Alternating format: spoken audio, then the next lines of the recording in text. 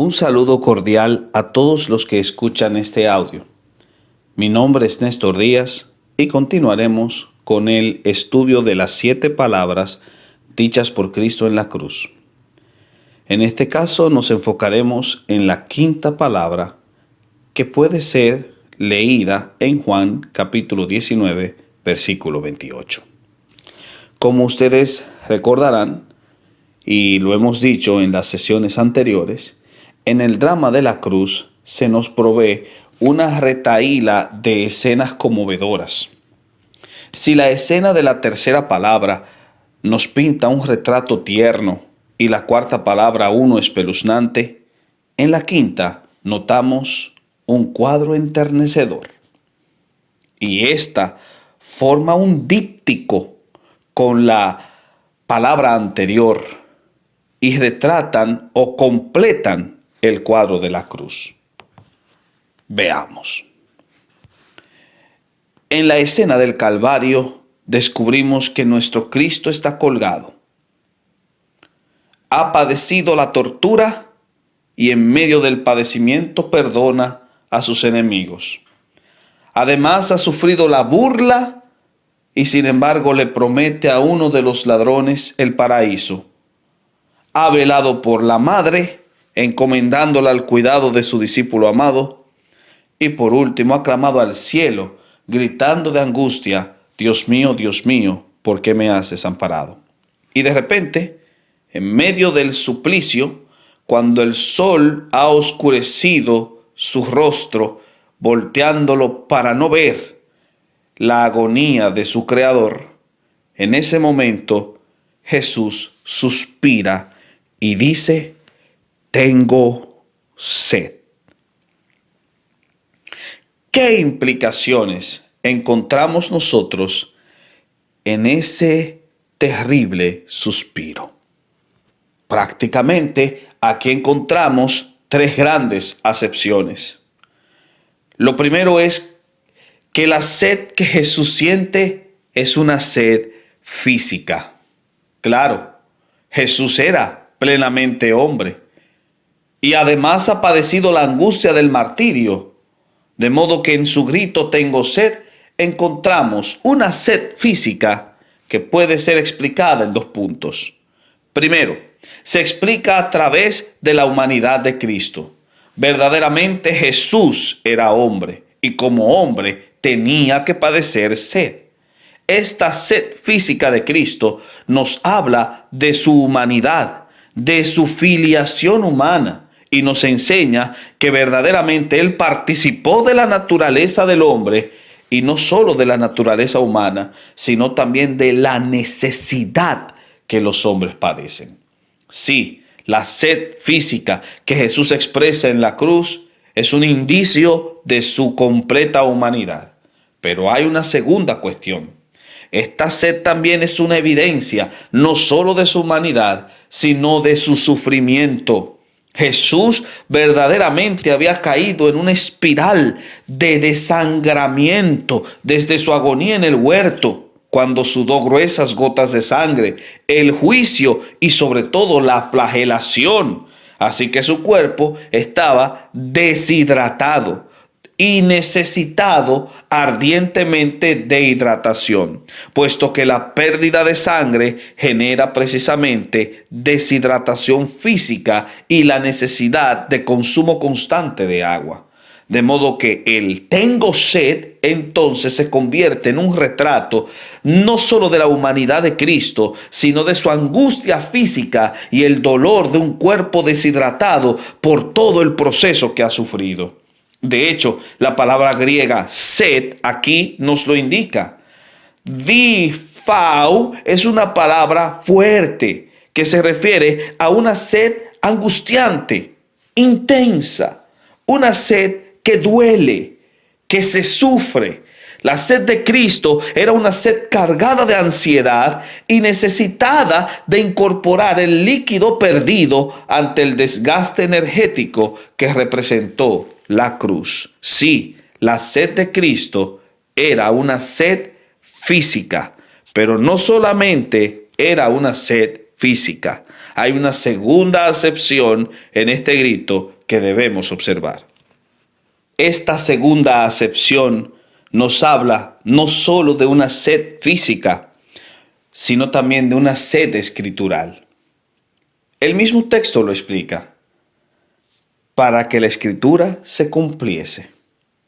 Él dijo, tengo sed. ¿Cuál escritura? Bueno, está haciendo referencia otra vez a un salmo. El Salmo 69, 21, que dice, en mi sed me dieron a beber vinagre. Cristo estaba inclusive en su hora de mayor necesidad pensando en la escritura. Esto indica, 1, el sometimiento de Cristo. La actitud de Cristo era de alta obediencia.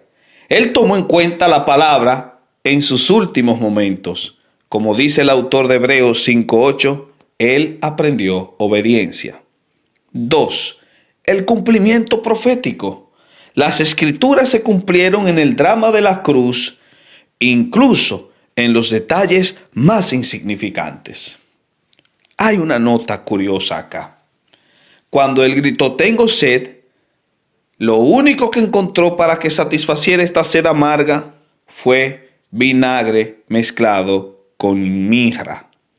En aquella época, las mujeres nobles preparaban un brebaje compuesto de vinagre o mirra, o un vinagre mezclado con mirra, también conocida o entendida como hiel, amarga hiel, para tratar de anestesiar el dolor del crucificado.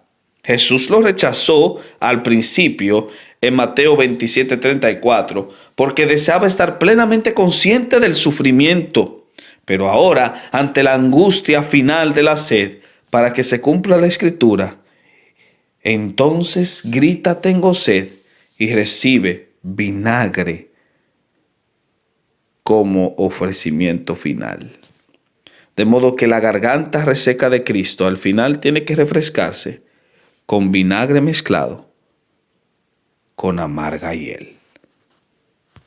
Por lo tanto, el Cristo que había rechazado este brebaje para poder sufrir y sentir el padecimiento total del pecado y la agonía que padece, ahora bebe. Y lo hace porque está muy deshidratado. Lo hace porque desea que se cumpla toda la escritura. Y cuando más necesidad de agua tuvo, le dieron a beber vinagre. La tercera acepción es espiritual. No solo tenemos una sed física y una sed escritural, hay una sed espiritual. Y esta última acepción conlleva, en primera instancia, que con esta sed se implica una sed de justicia. Tiene sed de la reivindicación ante aquellos que lo ven como herido de Dios. Y tiene sed de que se cumpla la escritura. Como indica Félix Méndez, en esta sed, Cristo es fuente justa que clama sedienta por lo correcto. Ahora, no solamente implica una sed interna de justicia, también implica los horrores del infierno. Recordando la sed del rico en el Hades, en Lucas 16:24, Jesús grita, tengo sed. Como explica la cueva, en la cruz no solo padece la soledad del condenado, sino también su sed angustiante. Cristo, al gritar tengo sed, verdaderamente está gritando la misma desconsolada petición del rico en el infierno, que Lázaro moje la punta de su dedo en agua, porque estoy atormentado en esta llama. Cristo siente la sed del rico en el Hades. Y si el infierno es la ira de Dios, entonces en la cruz Cristo padece el infierno. Es por esta razón que, como dijimos al principio, que la quinta palabra forma un díptico con la cuarta.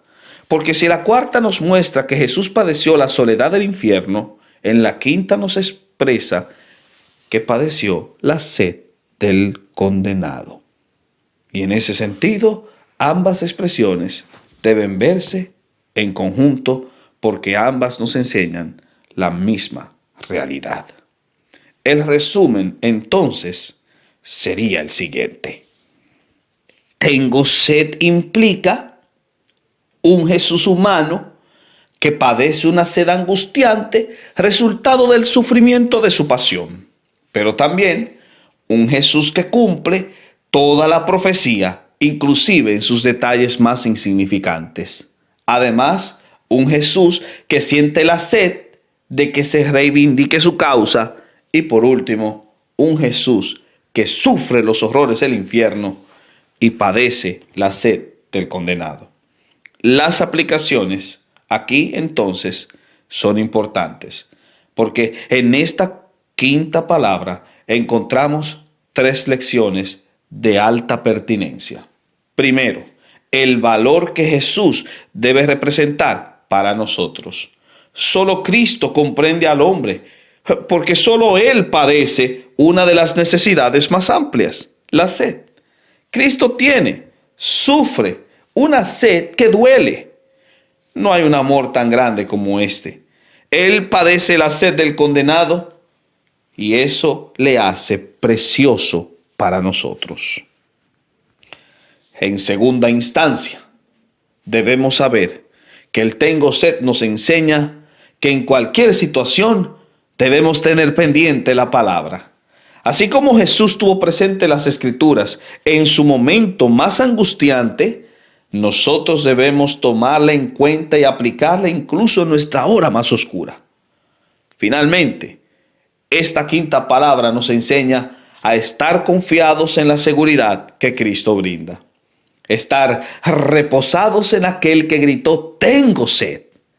Él nos comprende y nosotros debemos hacer lo mismo.